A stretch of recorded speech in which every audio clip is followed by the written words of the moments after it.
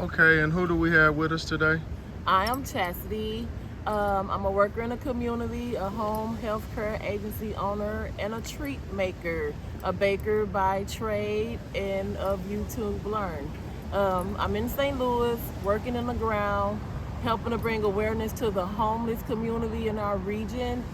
We need funding. We really need people, workers, to get out here and greet our brothers and sisters in the community, help encourage them, help bring resources to them, because the government say that they're helping, but actually there's only a select few or those that want to desire to be helped, and that's okay.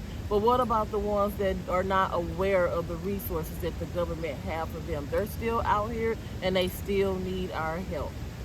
So if we can get together, you can reach me at CHASITYSMITHFROMTHEHEART at gmail.com, or my Facebook tag is Chasity Smith on Facebook, The Dream Maker on TikTok. Go over to TikTok and you'll get to see all the delicious desserts that I make and dishes that I make. I sell them to help fund the ministry of helping the homeless, provide clothing, food, sometimes shelter. I have a mobile shower unit that goes out into the street that gives the homeless people, I'm sorry, they like to be called the unhoused, because homeless just has such a bad stigma drawn to it. So our unhoused cousins, sisters, and brothers provide showers for them, give them toiletry bags. So if you are wanting to volunteer, reach out to me. My phone number is 314-410-9029.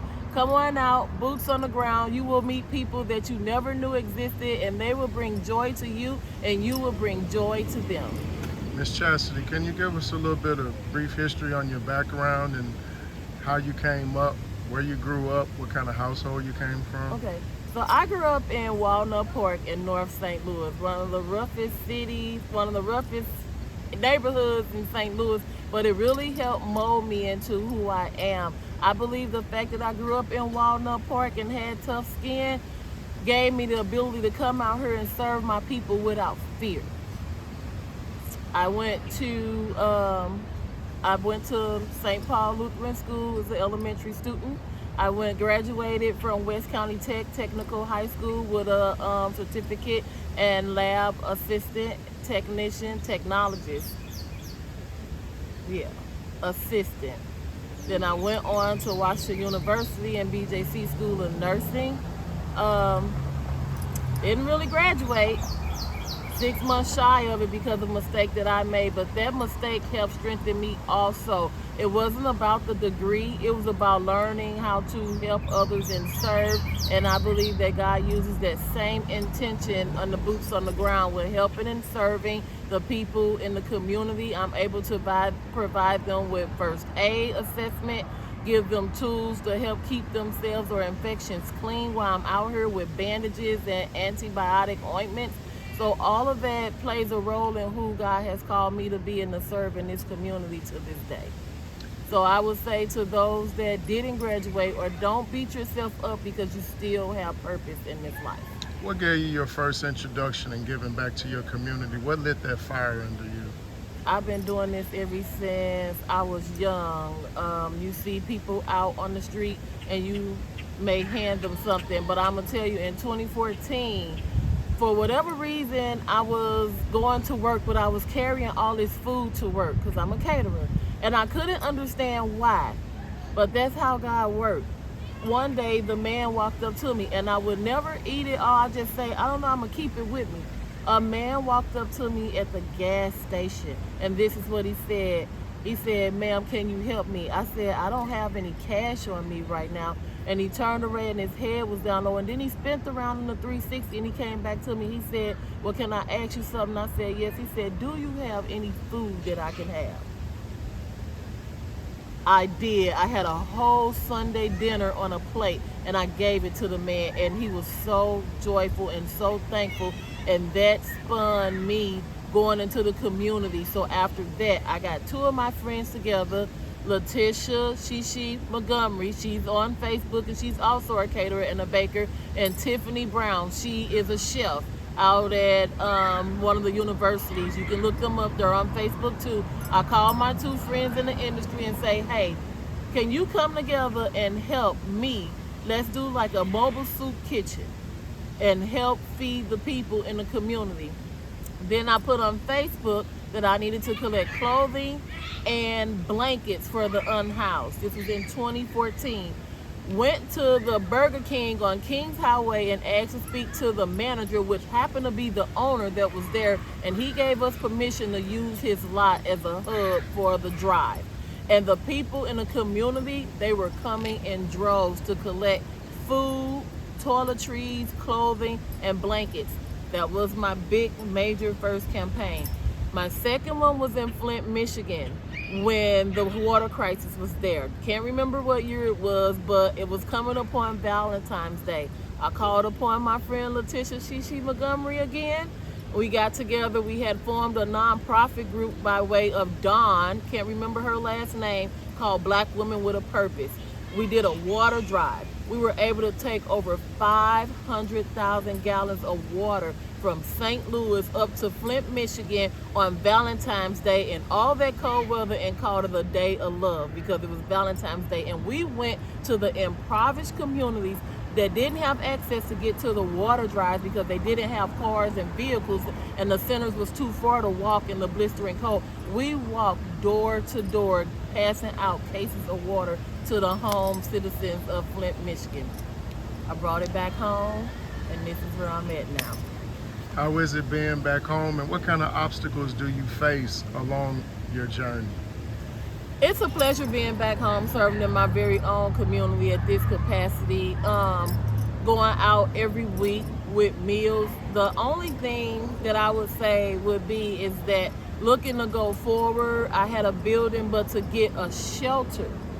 And not just a shelter, but a rehabilitation center, a shelter that offers social services that can get the people, once they come in looking for food and shelter, get them into programs like drug rehabilitation, psychological help and physical health, and like mental treatment, job training, and permanent housing opportunities, set them up with credit rehabilitation. All these things take place in making someone stabilize in their community again. It's one thing to feed and clothe them and house them, but what happens after that when they have to go back out in the morning at 6 a.m.? It's a reverted cycle, because if you gotta know you only got a place to lay by 6 a.m., that stress and mental stress gonna bond you to your daily struggle. So if we can get a system, and I went through the grant systems through the city and all of that, in my opinion, no offense to nobody, it's a cap. You gotta show them that you've been established for 2 years in a facility. Well, I'm working out of a facility for 2 years, but if I had all the resources to do it, then I wouldn't be here for a grant, right or wrong. So it's just a way to me to get numbers so that they can get the funding that they need, and then they're going to give it to all the other organizations that they already in business with, leaving the boots on the ground, small nonprofits still without funding, still collecting and basically begging. But hey, if I'm going to beg, I'm begging for the right people and the right reason, ain't I? So yeah, that would be the only obstacle, donations and staying afloat that way, and volunteers. Also, now that it is illegal to be homeless in St. Louis and a lot of other states in Missouri, besides Missouri. Tell us about that. We didn't even know that. For those who didn't know that, please tell us about the illegal to be homeless. Yeah, it is now illegal to be homeless. Like where we're currently at, sometimes within the past you will see tent cities placed in the downtown area. Well, the governor approved this bill that turned into a law that you can no longer pitch a tent as your place of residency.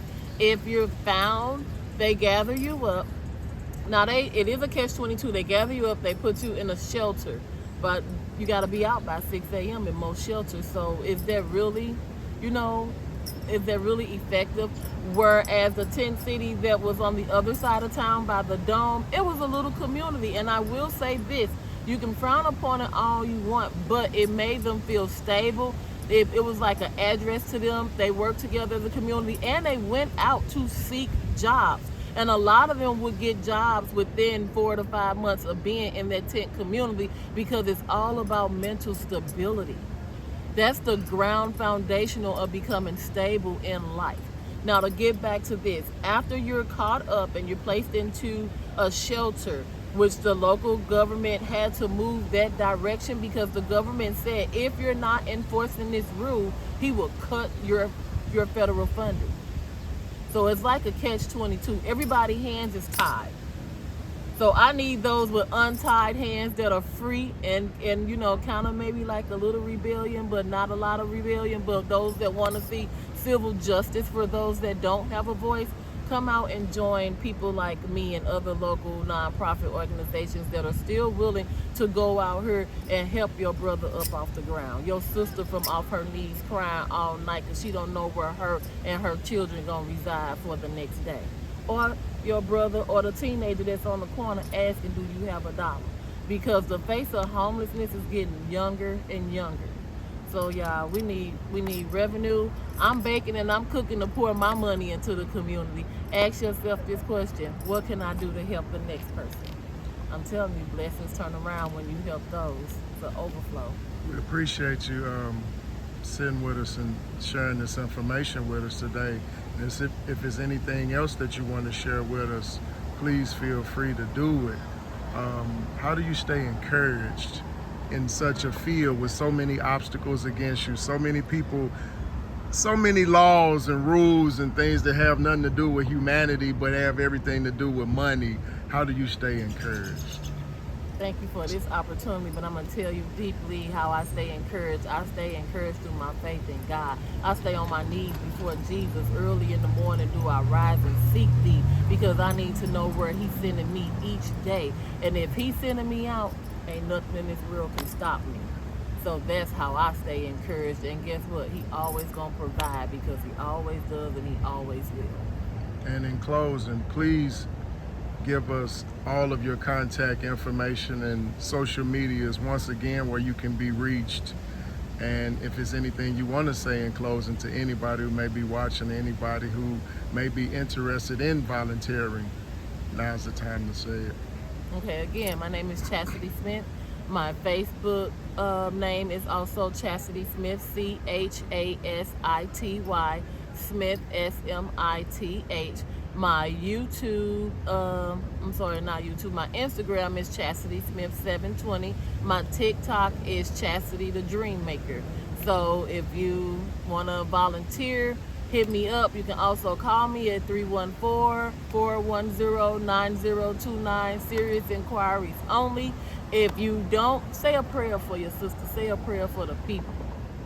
Oh, and if you want to send a cash donation, you can send a cash donation to Chasity Smith 76. That's $ Chasity Smith, CHASITYSMITH 76.